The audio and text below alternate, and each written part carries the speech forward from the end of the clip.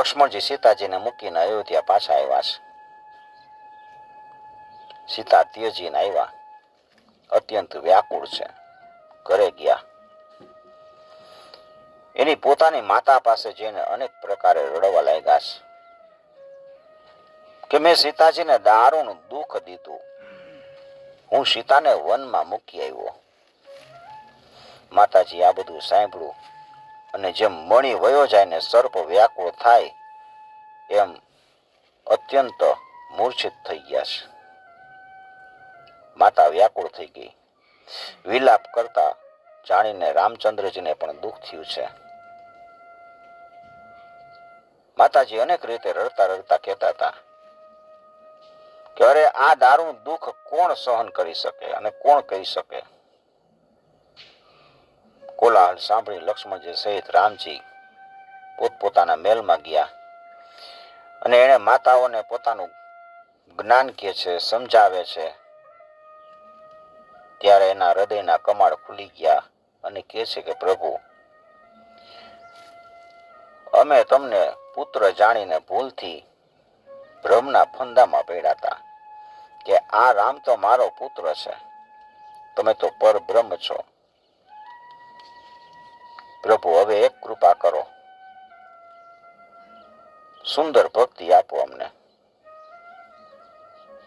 અવિચર ભક્તિ. અબ કૃપા કરી જગદીશ, રઘુબર દેહુ ભગતિ સુહાવની. જેહી ખોજ મુનિ જોગી સતાપસ, પરમ અવિચલ પાવની. બસ આપની સુંદર પવિત્ર નિશ્ચળ ભક્તિ અમને પ્રાપ્ત થાય. માતાએ જે જે વરદાન માંગ્યું ને એ રામજી આપ્યું છે.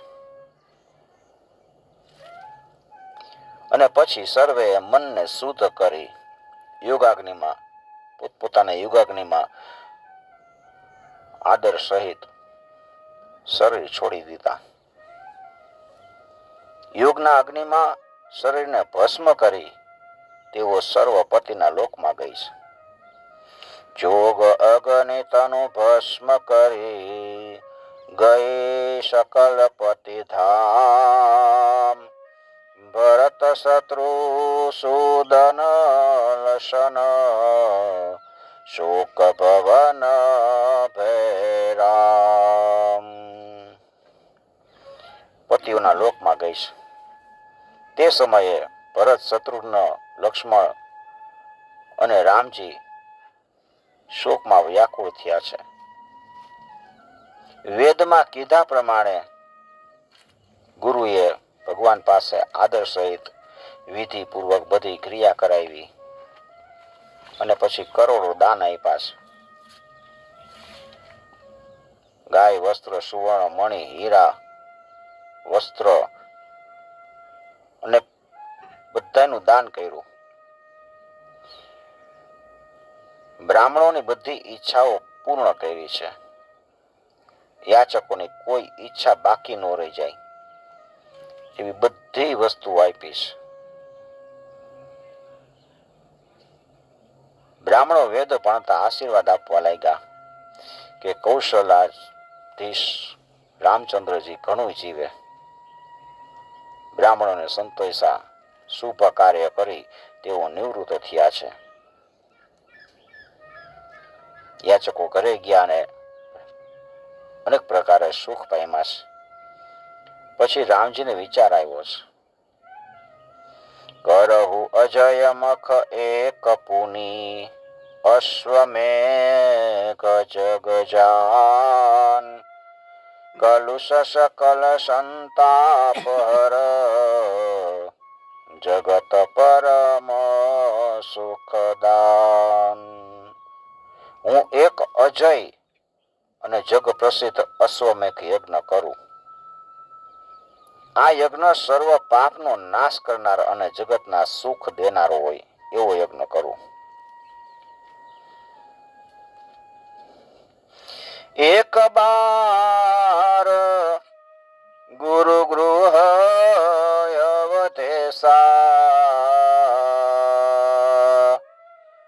ગયે અનુજ સંગ સચિવ ખગેશા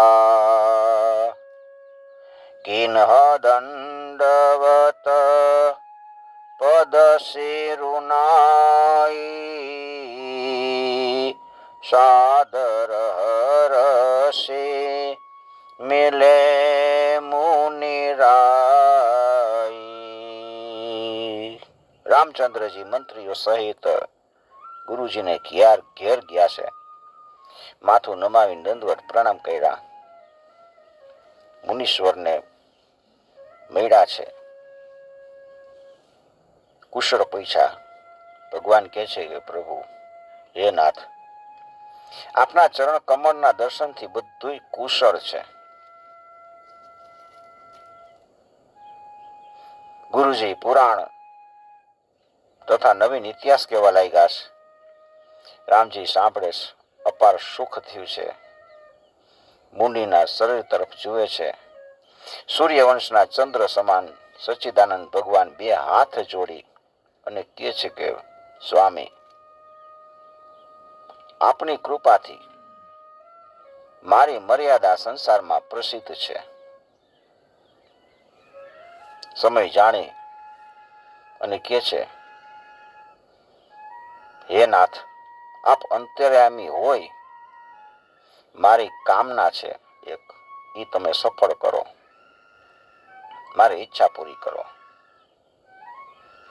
આપની કૃપાથી સંસારમાં એકથી એક અધિક યજ્ઞ કર્યા છે.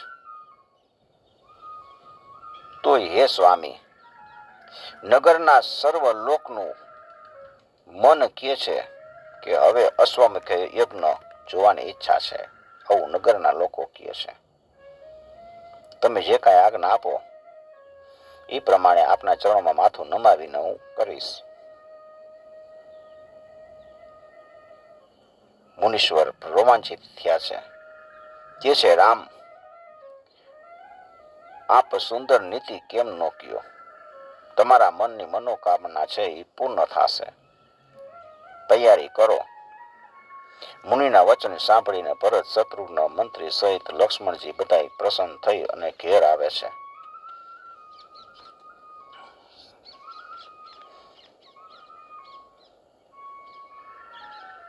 સેવકો, નગરજનો, મંત્રી વગેરેના આદર સહિત બોલાવીને કીધું કે હાટ વાટ નગર દ્વાર ઘરના મંડપ બનાવીને તૈયાર કરો.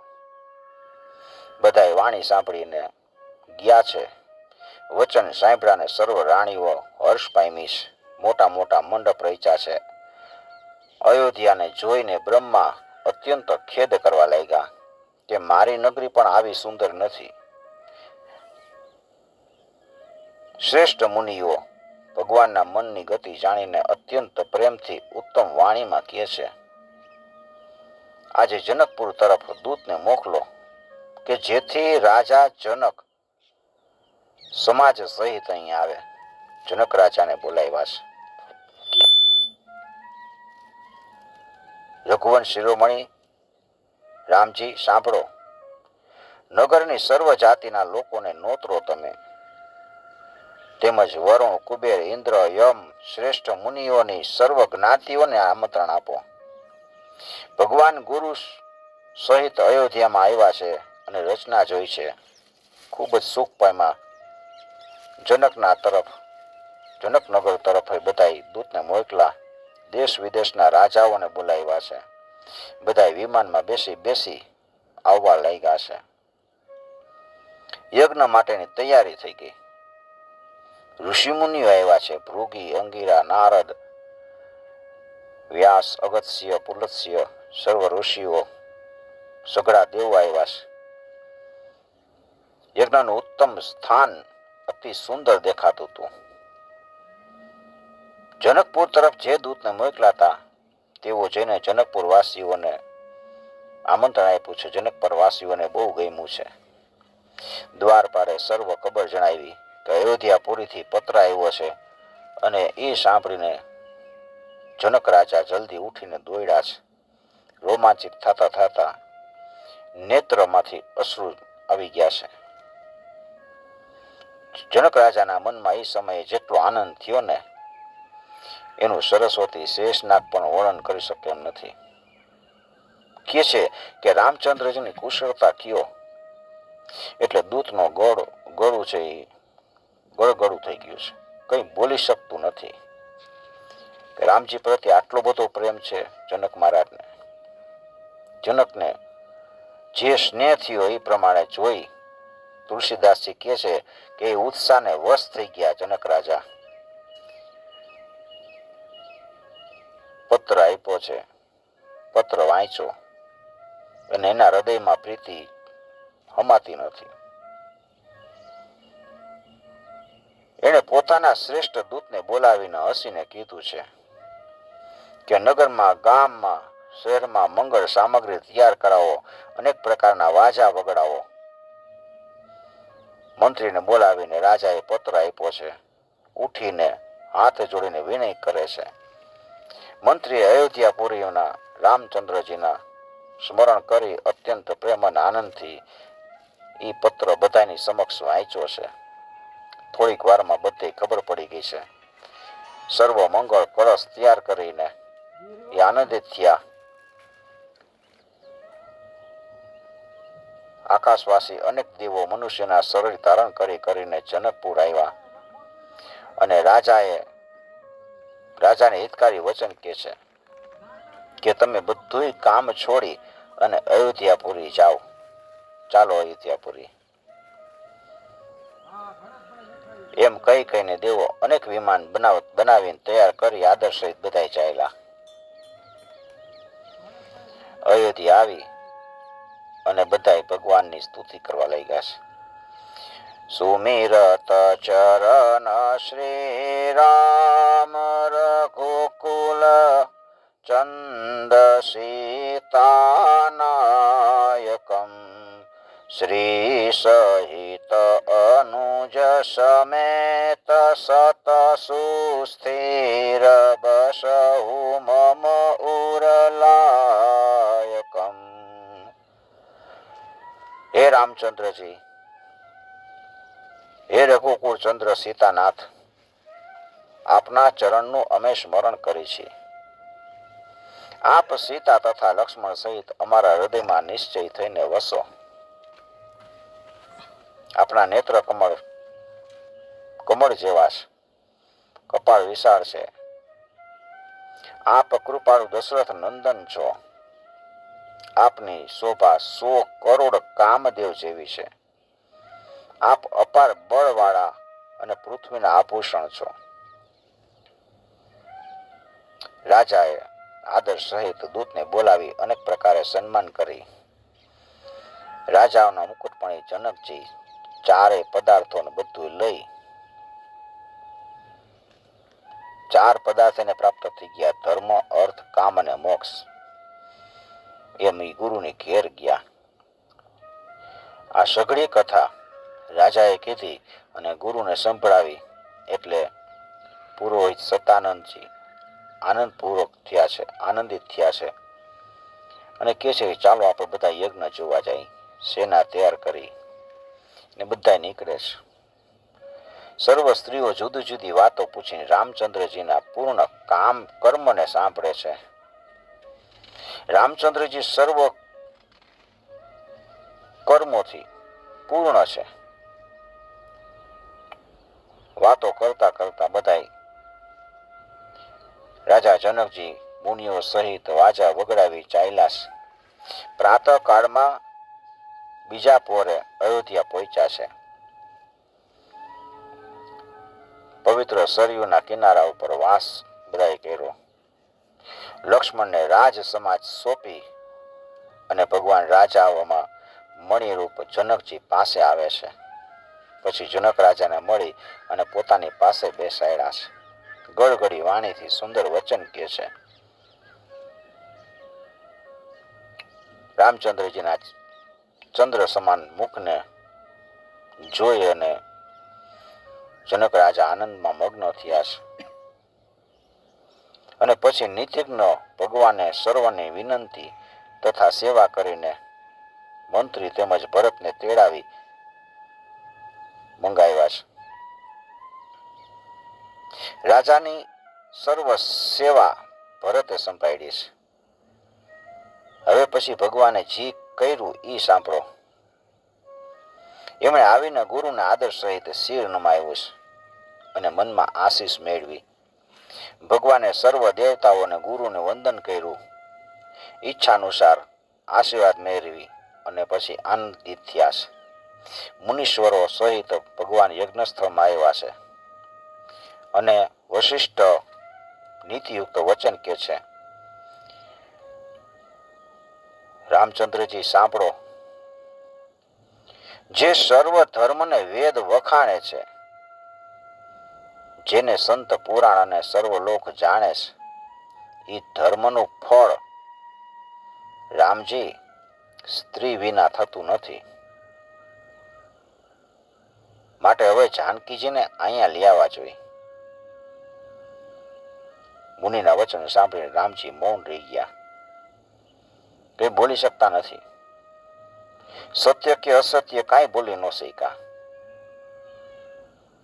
પછી કહે છે કે મુનીશ્વર, મારી પ્રતિજ્ઞા અને યશ તો તમે જાણો જ છો. હવે જેવી રીતે ધર્મ રીએ એ પ્રમાણે તમે દયા કરો. દ્વે ગુરુ મેલ નારદ સનકાદી, વચન કહેવું સુનું પરમ અનાદિ. કનક જટિત મની સુંદર બાલા, રચિશિય રૂપ સુશીલ વિશાલા. નારદ સનકાદી અને બે ગુરુએ મળીને વચન કર્યા, નક્કી કર્યા.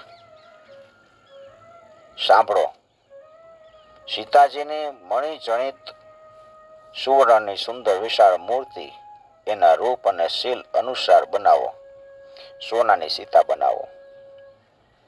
સીતાજીની મૂર્તિ બનાવી. એના દરેક અંગમાં આભૂષણ સજાવ્યા, જેનું રૂપ જોઈને કામદેવ પણ લાજી જાય. સ્ત્રી કે પુરુષ એકેય ન ઓળખી શકે એવા સીતાજીની મૂર્તિને જોઈને સર્વને આશ્ચર્ય થયું છે. એ સમયની અપાર શોભા વર્ણવીને કયો કવિ પાર પામી શકે. જગતના આધાર કૃપાળુ ભગવાને પરમ ચરિત્ર કર્યા છે. સુવર્ણથી જળેલી એ સુંદર મૃગછાલાના આસન ઉપર કૃપાળુ ભગવાન બિરાજિત થયા અને જાનકીજી સહિત ભગવાનને જોઈને દેવો હસવા લાગ્યા છે અને સર્વએ હર્ષથી પ્રણામ કર્યા છે. જ્ઞાની ગુરુએ ખૂબ ભીડ જોઈ અને રિદ્ધિ સિદ્ધિને બોલાવીને ભીડનો સત્કાર કર્યો છે. કીધું કે જે યોગ્ય હોય ને એ કરો અને જે વસ્તુ જોઈ એને એ વસ્તુ આપો. સર્વ પ્રકાર આવી રીતે બધું અનુસરો. રીધિ સીધી બધી કામે લાગીશ.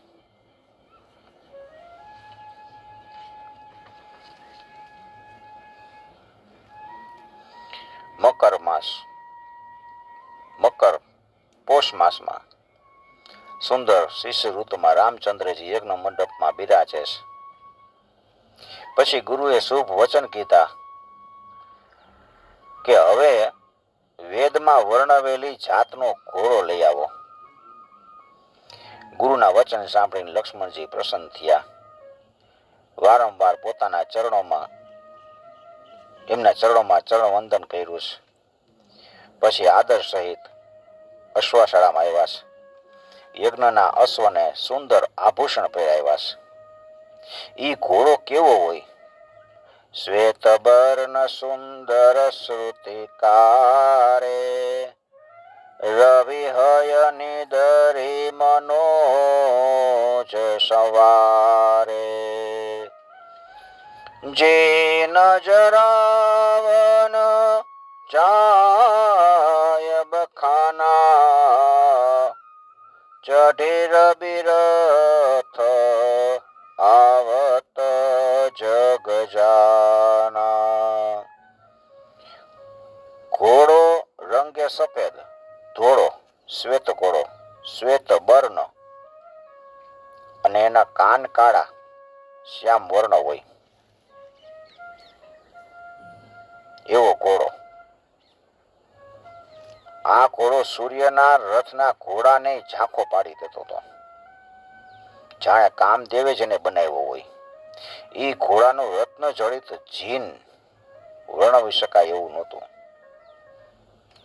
સર્વને એમ લાગતું હતું કે જાણે સાક્ષાત સૂર્યનારાયણ પોતે જ રથ ઉપર ચડીને આવે છે. માથામાં મોર પીછે ચડેલા એ જાણે આકાશના તારા હોય ને એવું લાગતું હતું. સેવકના હાથમાં સુંદર રેશમની દોરી કે જેની સામે વીજળીનો પ્રકાશ પણ અત્યંત ઝાંખો લાગતો હતો. વિશ્વામિત્રજીએ કીધું એ પ્રમાણે ભગવાને ઘોડાનું પૂજન કર્યું અને અનેક પ્રકારના દાન આપ્યા અને અભિષેક કરી એક પત્ર લખ્યો. એમાં લખ્યું કે અયોધ્યાપુરીમાં એક વીર વેરીઓની સેનાનો નાશ કરનાર છે. એનાથી ઇન્દ્ર પણ શંકિત રહે છે, ઇન્દ્ર ડરે છે. આ અશ્વ ઈ બળવાન વીરનો છે, અયોધ્યામાં જે રહે છે ને એનો. અને જેનામાં બળ હોય ને એણે આ ઘોડાને પકડવો અને નો પકડી શકે ને તો અમને દંડ આપવાનો અને વનમાં નાસી જવાનું. જેનામાં તાકાત હોય એ અશ્વને પકડે, જે નો પકડે એ એમને દંડ આપે અને કાં તો એ વનમાં વયો જાય. આવી રીતે લખી લેખ બનાવ્યો અને બધાને સંભળાવ્યો અને પછી ઘોડાના મસ્તક ઉપર બાંધ્યો. આ વચન સાંભળીને અનેક મુનિઓ ચાલ્યા. ભાર્ગવ વગેરે મુનિઓ બધા એકઠા થઈને રઘુકુળના સૂર્યરૂપ શ્રી રામચંદ્રજી પાસે આવે છે. રામચંદ્રજીને કહે છે લવણાસુર નામનો એક રાક્ષસ છે, એની કથા કહે છે. એ કથા આપણે આવતા શનિવારે જોઈશું. આજની કથાને પ્રભુના ચરણોમાં સમર્પિત કરી શ્રી રામચંદ્ર ભગવાન કી જય, હનુમાનજી મહારાજ કી જય. હરે રામ રામ રામ સીતા